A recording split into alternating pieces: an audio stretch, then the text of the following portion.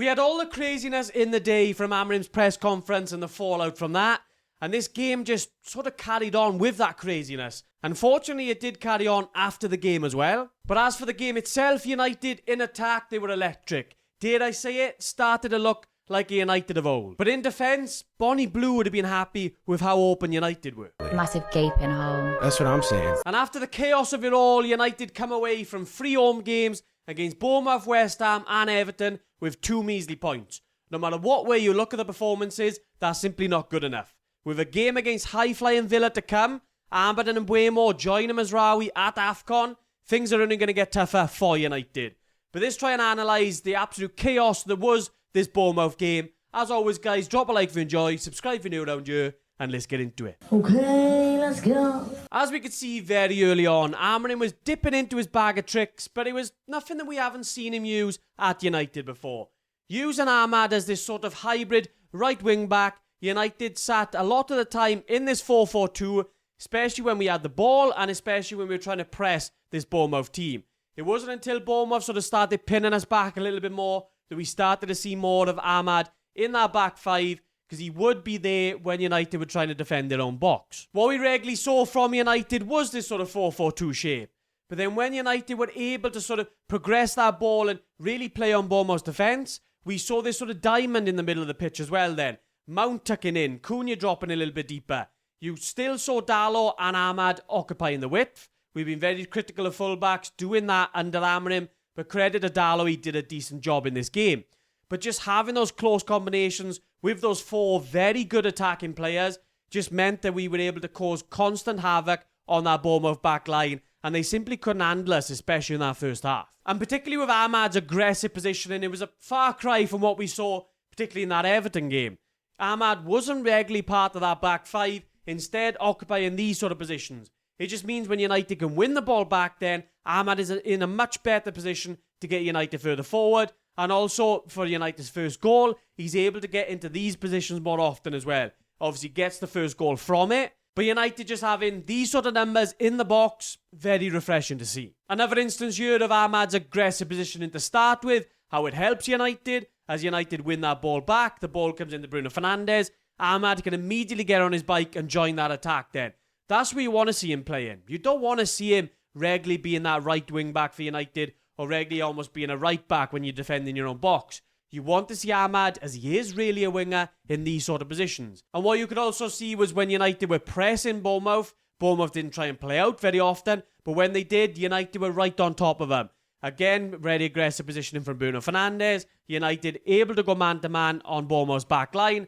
Mount, very good presser in his own right, gets that ball back for United. And then a little bit later on, then you can see Yoro in that right back spot, very aggressive onto Semenyo in order to try and win that ball back for United. You're not obviously sitting there with that back 5 that we saw regularly for the opening part of the season. United in that back 4 shape, 4-4-2, allowing United to go largely man-to-man all over the pitch. If you're going to press, that's simply how you have to do it. Ahmad again was the main outlet for United, as highlighted by this pass map. You can see that back 4 shape in full flow. Ahmad, how aggressive his positioning was. Then you can also see how Mount is tucked in alongside Cunha and Mbeumo to form those nice little combinations in there.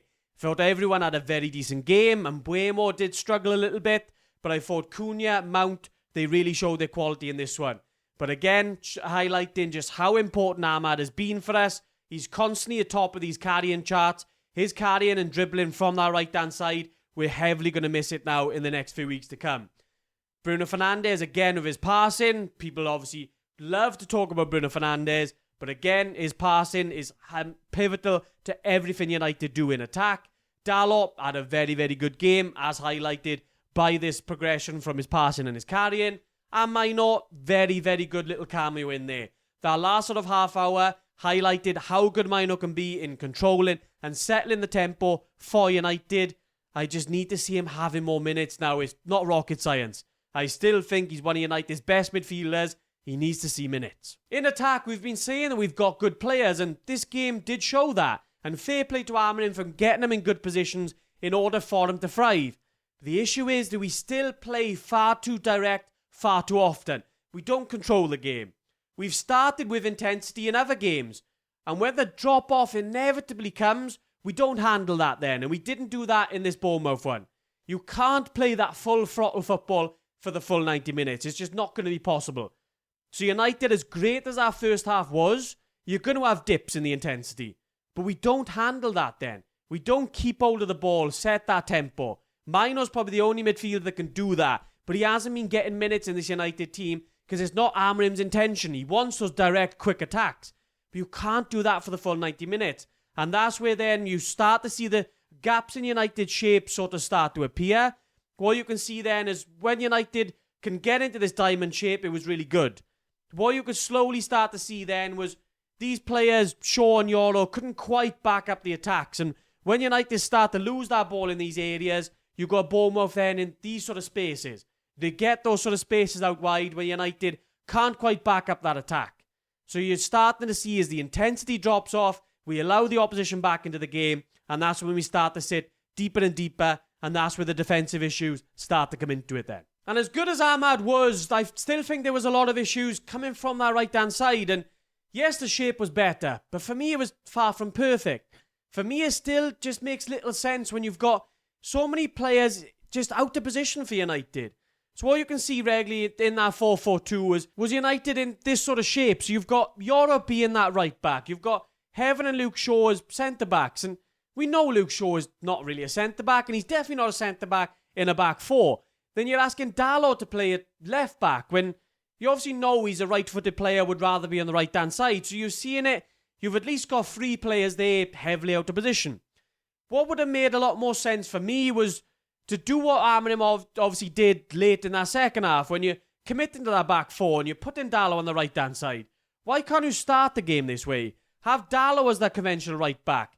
Euro or Heaven, whatever one you could play, sort of have Euro at right centre-back or Heaven at right centre-back. Whatever way though, having those two committed in that right in those centre-back spots makes a lot more sense. Then you're having Shaw as a conventional full-back then.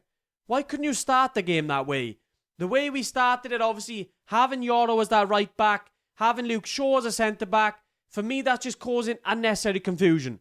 And then when you're having also then Ahmad coming back into these sort of positions and defending as that back five, I think it's just causing that confusion because Euro's thinking, well, am I a centre-back? Am I a right-back? Like, what do I need to defend? Do I need to defend out wide or do I need to stay in the middle of the pitch? And I'm going to show you some instances from United's goals from Bournemouth's goals, where you're looking at it and there just seems to be that confusion. Because they were warning signs even before Bournemouth got their first goal, and this one here. And Buemo's not going to be tracking that run into the box, so it's going to be up to either Euro or Ahmad to mark him. But no one really does. He ends up getting in between the two of them, getting a very good chance, and that was a very good save by Lemens. Bournemouth could have got back into the game earlier than what they did. And then the start of the second half, when you're asking United, right, can we be a little bit more compact? Can we try and obviously just to not let anything stupid happen the start of the second half? We do the opposite. Luke Shaw here, we kick it long, United do it far too easily, and we've seen it so many times in this sort of position where United just aimlessly kick it long. We kick it long to Cunha, we don't win the second ball. Bournemouth then can get on United's back line. This is always going to be the issue when you're playing for those second balls.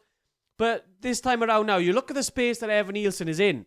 As that ball is played in, Euro and Heaven, the gap is far too big. Heaven doesn't do enough to get across, but Euro is, again, I think, sort of caught in between, sort of being that right back, being that centre back. Doesn't quite know what he's meant to be doing. Is he meant to be marking out wide, or is he meant to be tucking in as that conventional centre back? For me, it's just causing unnecessary confusion when you're having people doing these hybrid roles. And then you look at the shape of United's back four just before that ball is played through. You've got Dalot on the deck. Obviously, I could complain enough about that as it is. When you're going down holding your face and the ref knows there's nothing wrong with you, just get up. But the Luke Shaw doesn't do well enough in getting back into position, obviously, after he's just played that ball. Heaven, Euro, heavily just sort of disjointed. I think, again, I can see that Euro's just caught in between whether he's meant to be a right back or a centre back. And I think a lot of United's position in Heaven, is he meant to be a centre back, or is he meant to be a right centre back going out and marking that player? Having these hybrid roles constantly, it just causes confusion in your defence.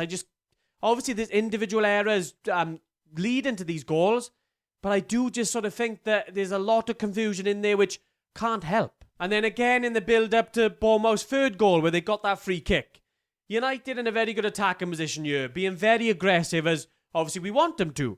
But this time around, Luke Shaw does that overlapping run to try and support Diego Dalot.